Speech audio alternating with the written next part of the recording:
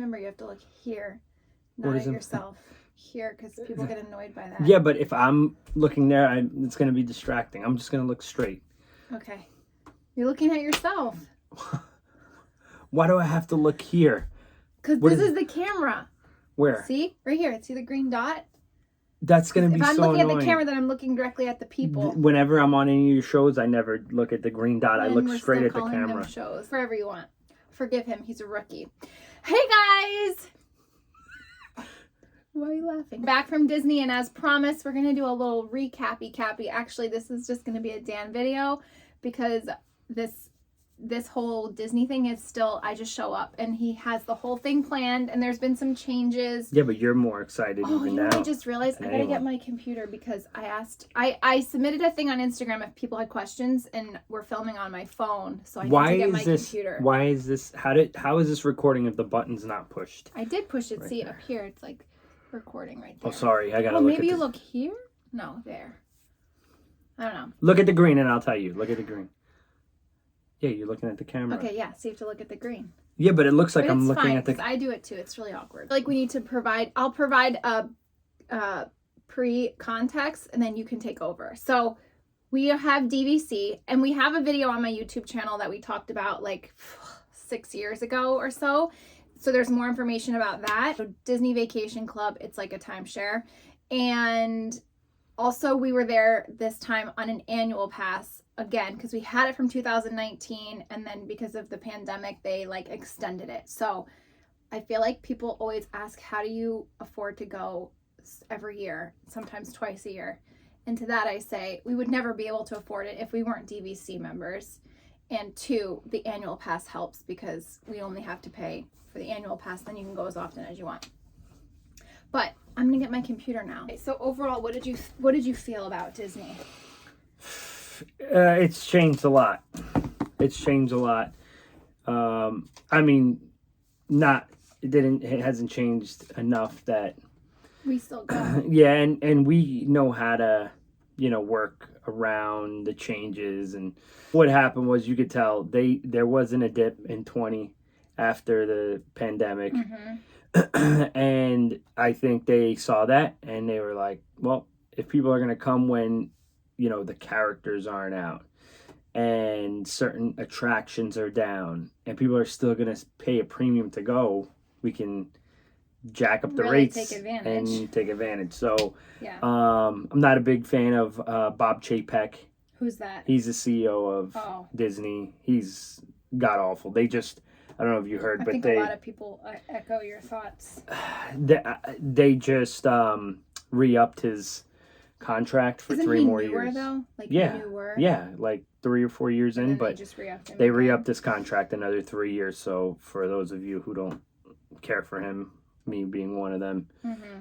he's still there. But I mean, that's just who knows what the next person would bring. But a lot of people echo that Walt, the guy who started the whole thing, would be rolling in his grave right now because he wanted it to be a place that all families could go to, and now it seems it's tough for not like everyone can afford. Yeah, it's tough to afford. It's even like it's once. It's expensive even for us, and we have DVC, but I don't know how people go.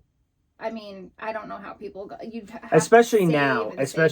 I mean, first of all, they gouge you with the food and the drinks, and which is a given. Which is fine because that's, to me, I think it's similar to like when you go to a ball game and they do the same thing there, mm-hmm. and you can expect that. But now they've taken the little intricacies and like that were free passes. like the Genie now they have where you have to pay for it, and the annual passes jumped up. I almost had heart failure when I saw we looked to renew and what the new annual passes cost. And look at it one of two ways. You could look at it like everything with inflation and everything goes up, all prices go up, but also the other way, really it's becoming unaffordable to a lot of families. Like they're really tailoring to a certain demographic bracket. And a certain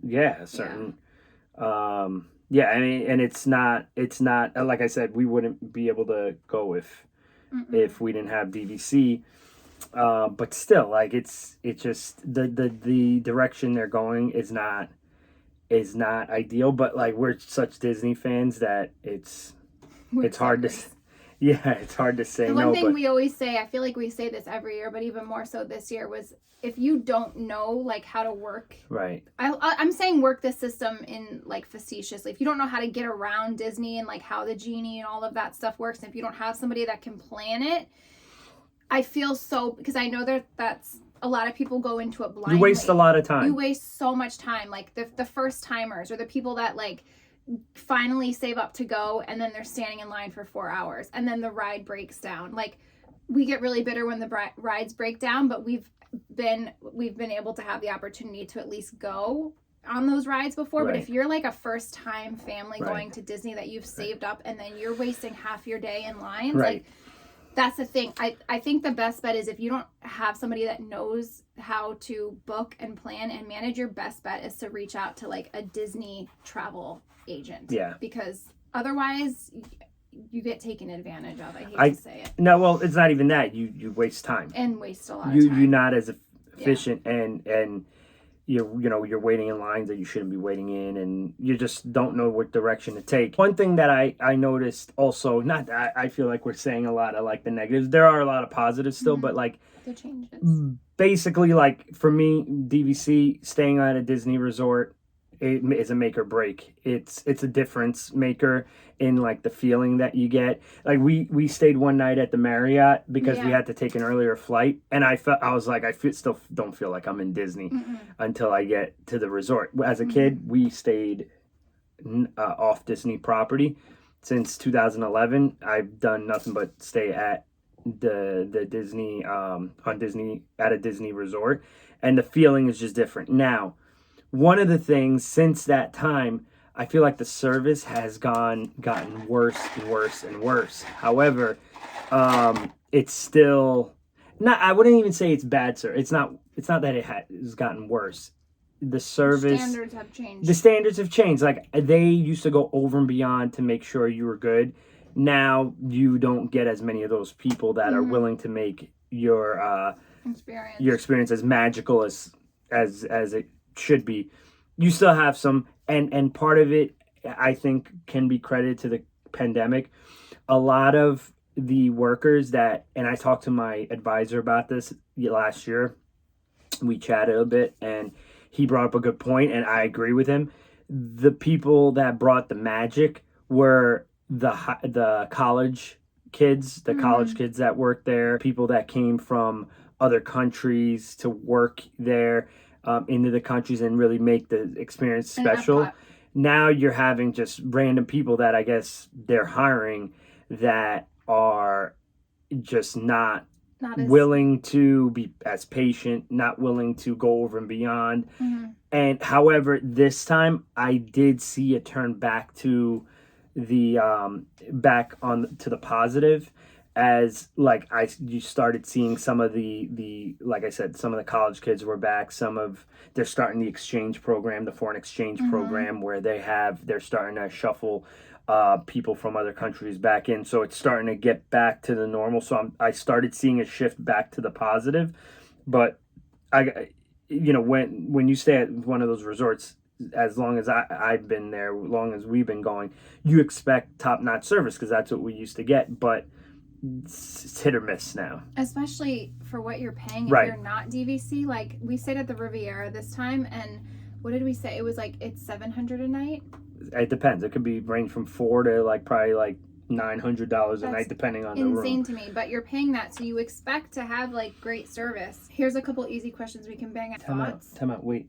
What? I want to say some positives here because I've been like Debbie Downer. Okay. Go the rock and roll. Not rock. Guardians of the Galaxy. All right, that was also negative though, because you have to do the whole queue thing, and if you don't get on, but the queue system is only for new rides. They're doing this like they did with Rise of the Resistance.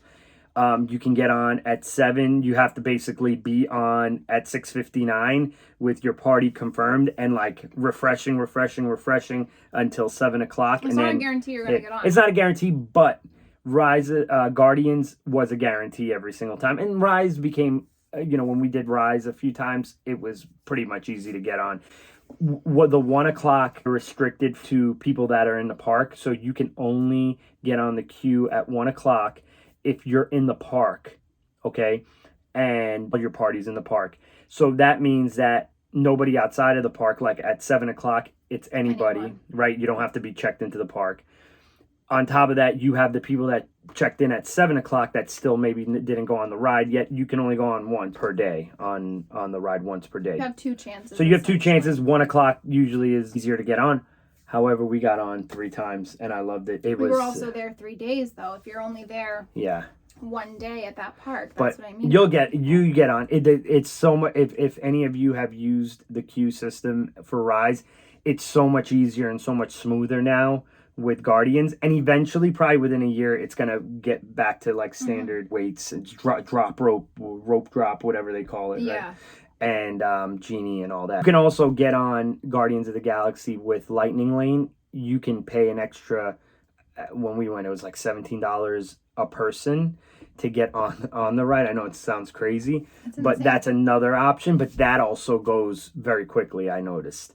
But luckily, we got on the queue. We experienced it 3 times, and I'm going to tell you right now, it's the best ride in all of Disney. The best. It's such a unique. To it because I chickened out. Yeah, you chickened out, but it's such a unique ride. Great ride, great experience. Other thing I like, believe it or not, I know a lot of people are down on the whole Genie system, right? So I was under the impression it was something different, like it cost a certain amount a day per person per ride. But basically, you're paying an extra $15 a day per person to acquire the old Fast Pass system. That's basically it. They marketed it kind of like confusing. The Genie, everybody has access to the Genie. It's just a management system to where you can kind of plan out your day. You answer a few questions at the beginning of the day, like what you're interested in, what rides, this and that. And they kind of pre-populate a schedule for you to follow, so that way you can be as efficient as possible. I didn't really use that because I had my own plan, but I like that. I don't hate the Genie Plus. Like, I know on one hand I'm like, well, they're nickel and diming you for everything and they're charging you extra and this and that. But we used it 2 days, I believe 2 days. Yeah, that was a question. Like, which do you think it's worth it at all parks? No, and I don't think it's worth it at all parks, for us at least. I think Magic Kingdom and Hollywood Studios. That's where we used it, and it worked great. And then Lightning Lane is your Fast Pass. That's what Lightning Lane is where you stand in, right, if you have the Genie. If you have the Genie so Plus. It's confusing, it's really not that confusing. Lightning Lane is the lane like that you're getting into. So once you pay that $15 a day, which you can get on at midnight of the day you're going, you can book your first ride at 7 a.m. You don't have to be in the park, 7 a.m. And 2 hours after that, 2 hours after the park opens, so typically like 10 o'clock, I would be able to go in and book our next Fast Pass, even if I didn't go on the ride yet for the first Fast Pass or Lightning Lane. So typically I was able to get 3 to 4 Lightning Lanes per day. And that's typically what you got out of the normal, the old service. Negative to that, though, is that you're constantly on your phone looking. Yeah, but planning. I kind of... You understand it, though. Like, you have to think about it from a person that's never gone before. Right. That is annoying. That is annoying that charger. you're constantly on the phone looking at the plans and stuff like that. But I think, honestly, thinking back, it's more habit that you're like, oh, I have to look. Because realistically, you're not allowed to make a Fast Pass for 2 hours from your last Fast Pass. So, for example, I made my Fast Pass at 7 for my first attraction, then 10 o'clock for my second attraction. Then I couldn't physically make another one till 12. Okay. But I was still looking at it. I think it was just habit. I didn't really have to look at it. It was just habit. And in between, we're checking the wait times to see if there's a I like that you don't have to go up to the ride like you used to have to get a Fast Pass. You could do it at any place in the park. I actually like the service. I mean, the app itself is not the greatest. Exactly. That's the thing I don't like. So everything about it I love. I just particularly would not care about the $15 a day. But for us, in my opinion, there's the rides at Hollywood Studios and at Magic Kingdom. I feel like that is very beneficial to have is that lightning lane option. The other thing is too, I want to talk about the characters because they're slowly starting to bring more and more characters. I feel like we saw a lot of characters. We saw everybody that we wanted to see between the character breakfasts and like just them being scattered in the park, and that also is on the app, so you can see where They're still not all back. They're still not all, and it's not as much as normal. It's not back to normal. I'm thinking it has to do with staffing. I saw in Disney Food Blog that come, I think, July. Right. It's like I think it has to do with staffing, to be honest with you, because like everywhere else, like they're just probably not enough people for that. But there are sightings where you can't go up to them and take picture, but they'll be Chip and Dale will be hanging out. They were actually at the pool. We saw them a lot at the pool where and then at Hollywood they kept at our hotel. Playing in the pool. So I actually like everything about the Genie Plus, except for the fact that you have to pay an extra $15 a day, especially when you're paying so much for the to get into the park. However, I like how it kind of organizes your day. I like that you don't have to go to the front of the line to the ride, physically go to the ride to get on. I kind of like it. It's worth it. It's worth it for some parts. So for Epcot, now Soarin', to me, I followed Soarin', the wait times on Soarin'. Sometimes it gets up there, but it's averaging like 30 to 45 minutes in my opinion from what I've seen. That's not bad. It's even less than what they say. Test Track is usually a long wait. Tatooine, Frozen, and Guardians is on the queue. So, do you really need the lightning lane there? I don't think so. No, and with Epcot, too, one thing we noticed, because we were there for the Food and Wine Festival, they left up a lot of the stands. Epcot has a lot more food options within the country than just like your standard places where there's a lot of pop-ups. That's another one. Ratatouille is another great one. It's a great ride. What a great ride. And then Magic Hours are back. This is another positive. About. I love Magic Hours. So this is what we're referring to when we say you have to like kind of know the ins and outs. Magic Hours is key for us because we like to hang. Some people don't know what that is. Magic Hours at night after the park closes, they keep the park open an extra 2 to 3 hours depending on the park, exclusively for guests staying at a Disney resort. So if you're not staying at a Disney resort, then you're not going to be able to get on the rides or do the attractions or anything like that. You actually have to show via your phone or your Magic Band or whatever that you are staying to get on a ride. And actually the lightning lanes work during Magic Hours. You really don't need them. You really don't need them because you can get on so fast. You can get on a lot of those rides. Maybe some of the main rides like at Magic Kingdom, like Seven Dwarfs is a long wait till the end, but that's basically it. So right now, as it stands, Monday night, Epcot is typically open till 9 o'clock. So from 9 to 11 are those extra Magic Hours. We went on Monday. That Monday that we went, we basically had a pool day all day. We went, I think, at like 7:30, 8 o'clock at night. The fireworks were going on. We got on basically every single ride there. Without lightning lanes. Or anything. Yeah. And then the same thing at Magic Kingdom on Wednesday. So that's huge for us. They were open till 1. Because we like to take advantage of, Magic Kingdom's open later because there's more. So they're open 10 to 1 usually are their Magic Hours on Wednesdays. So those are the only 2 parks that have the after hours for Magic Hours. That's huge for us because we like to relax, lay by the pool, and do that at night when we can. This is a good question tying into what you're talking about. She asked, how does he plan out the days of park, swim days, shopping, and knowing what flows with the itinerary? Yeah. We go for 10 days, so he kind of like builds in pool days, Magic Hour days. Really, I like to get there on Friday morning early. Just like to relax, take advantage of the resort, swim, relax, hang out. We eat at night. Typically, we'll go to Disney Springs, eat at night. Saturday, typically, we've always done Hollywood Studios. Sunday, we'll do Magic Kingdom. And then Monday, I do pool day. So I kind of like spread it out. And especially if there's like a Magic Hours on a Monday, like we'll definitely do a pool day and then be relaxed to do Magic Hours and go to the park for a couple hours at night, just not beating yourself up. And we usually try to do Disney Springs a lot at night, so we'll do shopping around there, around our dinner reservation. Right. Tuesday is typically our Animal Kingdom day, which she loves. Which we could totally skip. We do that quick in and out, just really hot days. and my family. I can't go on Avatar, it makes me sick. I like Everest. The rapids are like meh. Yeah. The shows are okay. Yeah. So for me, I could go to Epcot every single day. Yeah. On there. Thank you for doing a video. We're first timers. How many days do you need in each park and the must-dos? So I've been getting this question a lot on Instagram, and I say you definitely need at least 4 days if you want to hit all 4 parks.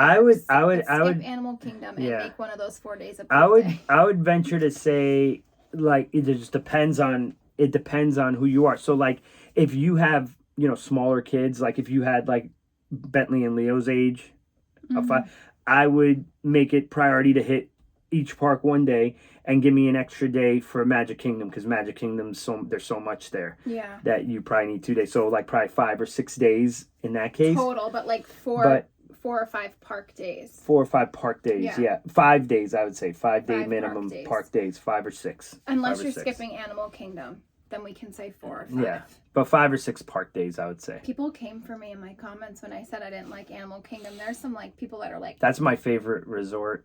the resort. I'm talking about the park. Like, yeah, but I'm saying the resort. I know you don't like the resort either. No, I don't. Even though it's the nicest one there. Somebody asked best parks for a 2-year-old, and I say Hollywood Studios because they have the whole Disney Junior area. Yeah, Hollywood Studios or Magic Kingdom, but Magic Kingdom too. Yeah, they have the Fantasyland with all the kid rides. Yeah, 100%. I would say Magic Kingdom before Hollywood Studios, actually, because you have the Fantasyland. When the characters are back, you're gonna have the characters. You have Mickey and Tinkerbell at Town Hall, and you have typically. But I mean, Hollywood Studios usually when you walk in, you'll have Daisy and Donald. Oh yeah, they're usually to the left corner by the guest relations. Yeah, and then they have. At Hollywood Studios, you have the Beauty and the Beast show. We didn't see Woody either. They usually have Woody and Buzz. And Little Mermaid show, which is not going on right now. There's a lot of shows at Hollywood Studios. Yeah, tricks, hacks for making the most out of our Disney dollar and ways to save money, where to splurge and where to save. I get this question a lot too. And Disney's not a place you go to on a budget. I feel like you can have a budget, but it has to be realistic. You can bring your own food into the parks and coolers and waters, so you can save money that way. Like we usually do a Target run when we get down there, a Walmart run, and stock up on our water and like snacks for the kids, cereal if you want to give them cereal before. But the park, like the cost to get into the park and the restaurants, you're gonna spend a lot of money. Yeah, it's hard. Breakfast we usually eat at the hotel before we go. Donuts. Yeah, for the but kids. one thing I would look into is the Disney dining plan. Like that's not something that I'm pretty versed in, but I hear it's pretty popular and it could save, and I hear it's a big hit with a lot of families. So yeah. Have you stayed at Polynesian, and your thoughts? No, we have not stayed at the Polynesian ourselves, but my parents have DVC at the Polynesian. They love it. It's a really it's an older resort, but they recently renovated it, and they have bungalows. They have a really nice pool. Yeah, they have a really nice pool. It's a really nice resort, especially that they renovated. And I saw some of the videos of some of the rooms. They're all like Moana themed, and I would 100% stay there. That would be one of my top choices. What was your favorite meal? We did the Boathouse this time for the first time at Disney Springs. We ended up eating there 2 nights. That was a good meal. Really good. The oysters were. That was a good meal. But man, we had a lot of good meals this time. Yeah, I'm gonna say like Paradiso 57 might have been my favorite. In Disney Springs, which is crazy because we've been going for years and I've never ever eaten there.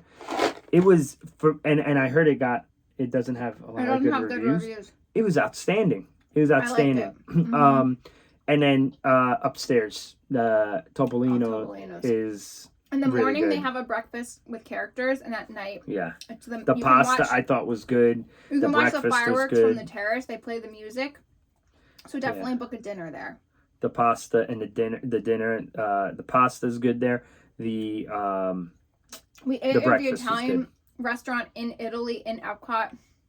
Yeah, I feel like all those restaurants at Epcot, you're not getting what you pay for. You get the prices are pretty high on all those restaurants, and it's just they're just okay. I still say if you're in Epcot, go into Mexico to the walk-up windows. Those are the best tacos. He doesn't agree, but I love it there, and then you can watch the fireworks at the same time. And Chef Mickey's, I feel like, is the best breakfast aside from Topolino was. But I don't know. Chef Mickey's the last time we went was really good. They changed it to family style. This time it was still good, but it was like meh. I like it. You know, it was okay. They give you a lot though. Dan, are you a total Disney nerd, or do you just plan once you book vacation? Are you on Disney boards? Do you watch Molly on All Ears or the Disney food blog? Have a Disney planning spreadsheet? Total Disney nerd here, no judging. Been watching Michelle's videos forever. Yeah. Love you and love that you introduced her to Disney. Yeah, I mean, I love Disney. I listen to Braden, Mickey Views, and I listen to Disney Food Blog too. Yeah, I mean, I've been He going plans, so with DVC, once you can book out at your home resort a year in advance. a year in advance. Yeah. But your windows for like dining and stuff don't open up until 2 months. But yeah. it's like he sets his alarm, and the minute that's because you have to, because otherwise Yeah, they're all booked up. they book up. What's the website we use for the dining when you don't get a Mouse Watchers. I'll put it in the description box Yeah, below. You it's pay like $5. Yeah, but this time I felt like we got all the reservations we wanted to with Mouse Watchers the last time. This time we it was get Morimoto. Yeah, it was hit or miss. You pay $5 though, and pretty much like when cancellations and stuff come up, they offered, we got options to book, but they were like Morimoto was like 4:30 dinner. Yeah, you have to be flexible with it. I know you've stayed at several DVC resorts between them all. Would you prefer staying on the Magic Kingdom monorail loop resorts, or choose another resort off of Magic Kingdom property? Yeah, I mean the Magic Kingdom resorts are legit, like Grand Floridian, Polynesian, Contemporary even. But like I think the Grand Floridian and Polynesian are a little bit nicer than the Contemporary, although they did renovate that and it looks pretty nice. But it's like a no frills. I like feel like it's just Contemporary like a is normal hotel. Yeah. Whereas Floridian and the Bay Polynesian Lake are too. like But like experiences. I feel like I would rather stay there other than Animal Kingdom Jambo House. I mean, I'm partial. I just could do without. But yeah, I think it's worth it to stay where you have access to the monorail. The monorail is key in those resorts for Magic Kingdom because I'm not about, I know you're not about it either, taking the ferry or the monorail from the, what are they called? The transportation center. Oh, yeah. Right? Those resorts, you literally check security at the resort, get on the monorail, and then get right into the park. You don't even have to, you bypass the security at the park, which is another, process that if you can avoid. So, I mean, there's a lot of perks to staying in those resorts. Also, speaking of, are we talking about the resorts right now? Because I loved the Riviera. It was such a beautiful resort. I just don't think it was still the level of the Grand Floridian or Animal Kingdom.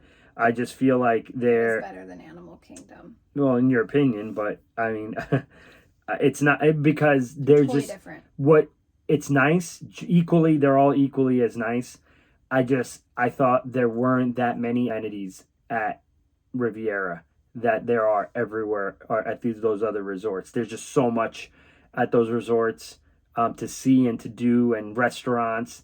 Riviera, you were kind of limited. Also very quiet. So yeah, it was very quiet. Probably would like, right. I like the vibe of Grand Floridian. Right, me There's too. always people up and around and walking. And yeah, the lobby seems like very grand. The lobby's so grand. Again, a nice lobby at Riviera, but just I would not. stay again at Riviera. I would be too. About No, it. I wouldn't either. But if I had my pick, choice, yeah, I would probably do Grand Floridian or Polynesian or I Animal really like Kingdom. the boardwalk too. I know you're not crazy Yeah. about the boardwalk, because the boardwalk and like the beach club, you can I like the actually boardwalk too. Yeah, walk to Epcot. beach which club. is I would love convenient. to stay there. I've never Yeah. stayed there. How many DVC points do you suggest starting out with? I don't know. I don't know what they go for. I mean, I know they're a little bit more pricey than they were 10 years ago when I bought in, but we have 320. So And that gets us I 10 mean, days. well, yeah, And some leftover. Usually I have some left over. Depends on how often you're going to take advantage of it. And someday I think we're going to use it for something other than Disney, I would hope.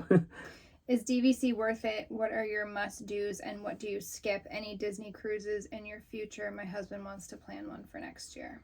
Yeah. I mean, for us, it was worth it. I'm not sure that I would. It depends how often you're going to go. Yeah, I would. I don't know. If you want to go every year, it's worth it. Right. If you're going to go once every 5 or 10 years, probably not.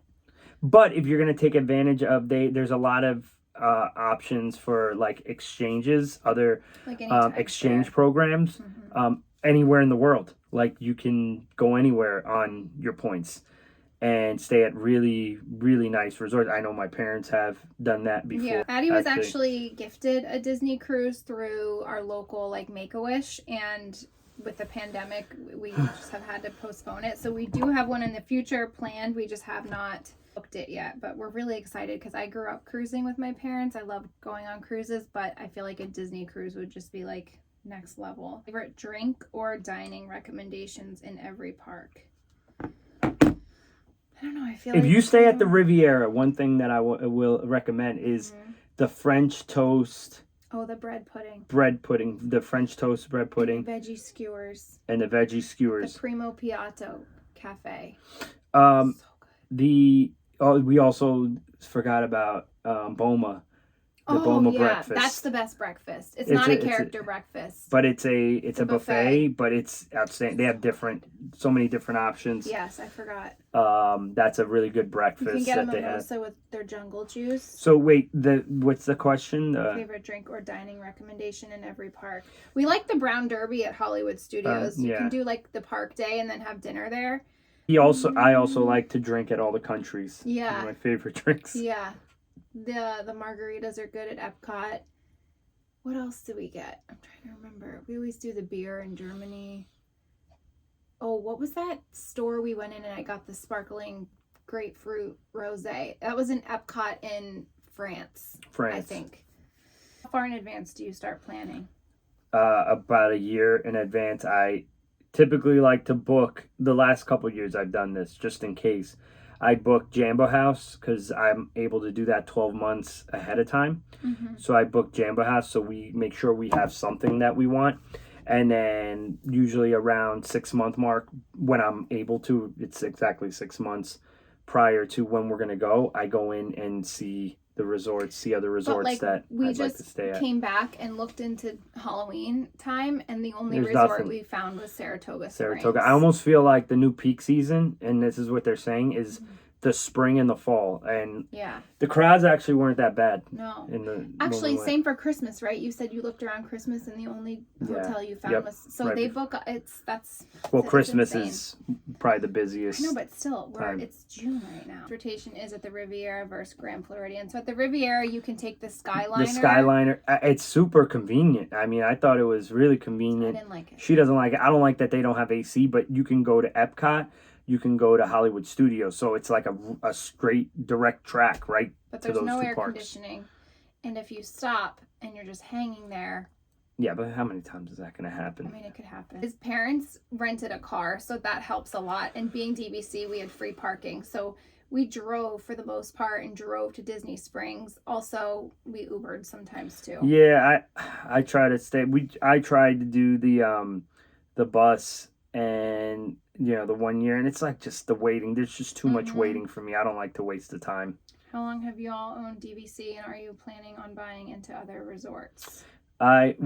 We purchased it in 2011.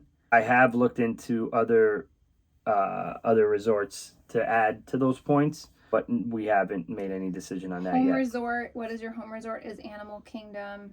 How do you always get such amazing hotels? I know DVC, but we hardly ever get the hotel we really want. Secrets or tips? Yeah, I mean, like I said, I book a year in advance. Jambo House, because I know I want something that, suits us and something that we want. And then going 6 months, I like she said, I set the timer, and then 6 months to the day when I'm able to go in and book other resorts, I do it. And typically we haven't had any many issues with that. Is Cinderella's royal table worth it? No, it is not. No. You can see all the princesses throughout the park. The food was... I would say do not. It's so overpriced too. The only good part about it is the fact that it's pretty cool to go up in the castle, but not worth it. It's so overpriced, and it's basically like cafeteria food. Yeah, it's not good. Sorry to trash it, but I mean, we made a reservation later, so we were there when the fireworks happened, and they actually block it off. So if you're eating there at that time, you have like legit. It's not worth it. Let's be honest here. on the castle watching, but that's not. I hate to. It's like the worst dining experience I've ever had. Next to Beauty and the Beast, I think that was also not. Yeah, but it's best. The same. Yeah, 6 in one, half dozen in another. Just They're to both see the same. Beast, no. But I'm just saying, like, you could see the princesses anywhere else. Yeah. There's nothing super special about it. Favorite parks and hotels for adults and older kids? Epcot, for sure. Oh, yeah. And especially with the new rides and Guardians. Yeah. Guardians is straight fire. Hotels for adults, I would say Grand Floridian or Riviera. Boardwalk, and I'm assuming Beach Yacht Club because I feel like they're the same vibe. For adults? But I've never stayed there. I would say Riviera. I mean, it was so... How quiet was it? Yeah. What month is the best time to go? You guys go in the summer. Is that your favorite time to go? It is. It's not my favorite time to go. It's just always what works between school and work, but I really liked it when we went in October. Oh, that was fun. That was a lot of fun. Perfect. Not only, I mean, still it was hot Halloween. During the day, the Halloween cool season is cool. And it's then, pretty cool. That was all really But cool. did I mention Guardians? Oh my God. That is the best ride, I think, that they have created, I mean, in a while. Even Rise, even better than Rise. But I will tell you this, with Guardians, there's potential to get woozy on that ride because, that's why I didn't go. First off, it's a roller coaster, okay? In combination with kind of like a simulator, like there's screens all around you. Not wearing glasses though. No, you're not wearing. Well, that would be 3D. That's not the same as a simulator. But that's usually what accompanies a simulator. No, not necessarily. Yeah, necessarily.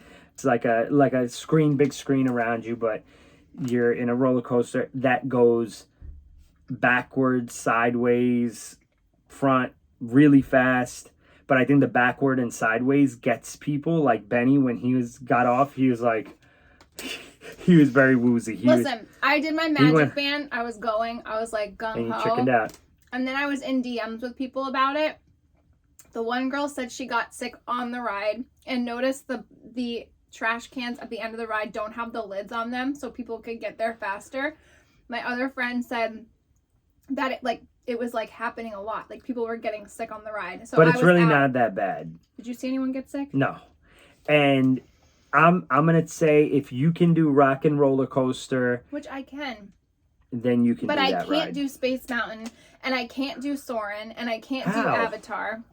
It's because not the simulator. But and see, it's not a simulator like that. It's like I feel like it would all make me around. dizzy. It's like crazy. I can't even explain it, but it's I think what gets people kind of woozy is the backward and the sideways going fast both ways. I will share this that my friend Alicia go to Disney a lot, and she rode the Guardians and said she can't do Remy, she can't do Rock and Roller Coaster, she can't do, what were some of the other ones that she was telling me? All the ones that I could do, and she did Guardians, and she said it was the smoothest roller coaster she's ever been on. But I did Remy fine. I don't know. I think I'm just going to do it next time and just prepare to feel sick that day because I have FOMO and the music, the songs that they play. The music that they play goes right along. We're playing it the rest of our trip. Yeah, it's like old school stuff. It's Earth, Wind, and Fire and Disco Inferno and Conga. Like it's a different song every ride. And basically the ride is the length is of as long. Almost, yeah, it's a long ride. It's not. I don't know, guys. I don't know. Somebody else asked, was Genie Plus worth it? Was it confusing or hard to figure out? No, once I got the hang of it, it was actually, the Genie Plus was worth it at some of the parks, but it was the Genie Plus to me. Like I told my dad the one day, I was like, I actually like this.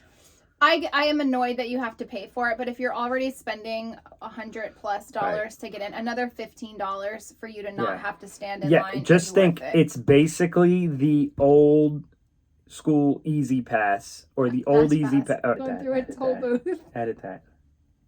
You're gonna edit that, right? Yeah. It's basically the Fast Pass system, minus having to go to the ride to get a Fast Pass, and you're paying for it. But it's worth it. For you don't need it at every park. Certain parks, it's just, and I love the system to have it in my phone.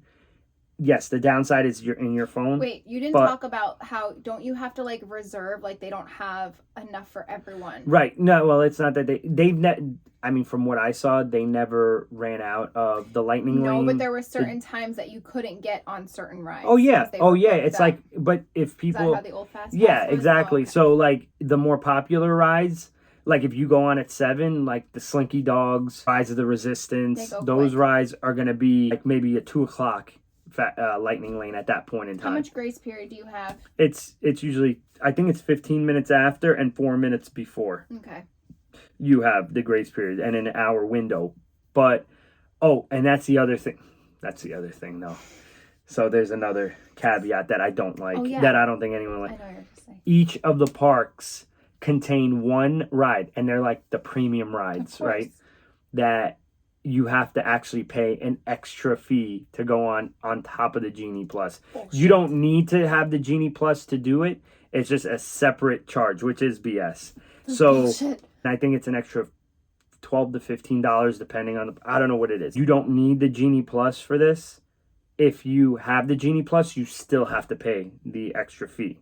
It doesn't matter. It's a separate lightning lane that's not included in the Genie Plus. Rise of the Resistance at Hollywood. Epcot was Ratatouille, actually. Magic Kingdom was Seven Dwarfs.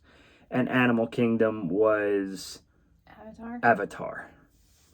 So, if you didn't want to do the Fast Pass thing and you just like... So that would make sense then if you are like a Disney first timer and you're like, I really want to go on Avatar. Yeah, then it's worth it because you're not standing in 120 It just that's where I don't like the system. Like, I mean, why you're paying for the Genie Plus, and there's those one ride ride per park where it's an extra. I guess it wasn't enough that they. That's insane to me. They're money driven now. Like they're not like they know people are gonna pay it, so they're like, well, it's money driven. Yeah. Like that's the culture that Chapek has instilled. So they're money driven. So they figure, you know what, charge that people won't have to wait in line. People are going to use it. They're not going to have to wait in line. They could spend their time buying things and food and merchandise and all that. So that's true. I didn't even think about that. How it goes. Basically, it's a virtual line that you're staying in. You're not getting on the ride any quicker, right? Right? You're not getting on the ride any quicker. You're clicking a button so that way you don't have to physically stand in the line.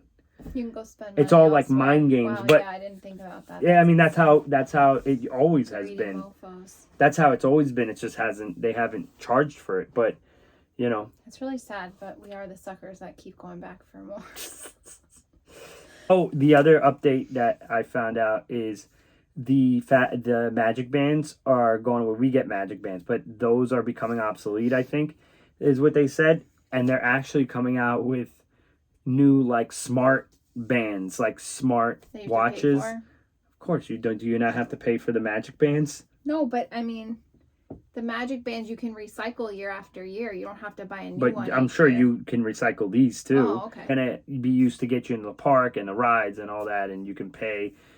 Which we use the magic bands to pay everything, so we don't have to carry around like cash and credit cards. But they're also going to be interactive with, like, they're building like sculptures and statues, so like you can put the magic band, you're going to be able to put the magic band up to like the sculpture, and it's going to like respond to you and interact with you. So what will they come out with next? That's crazy. It's pretty cool. Yeah.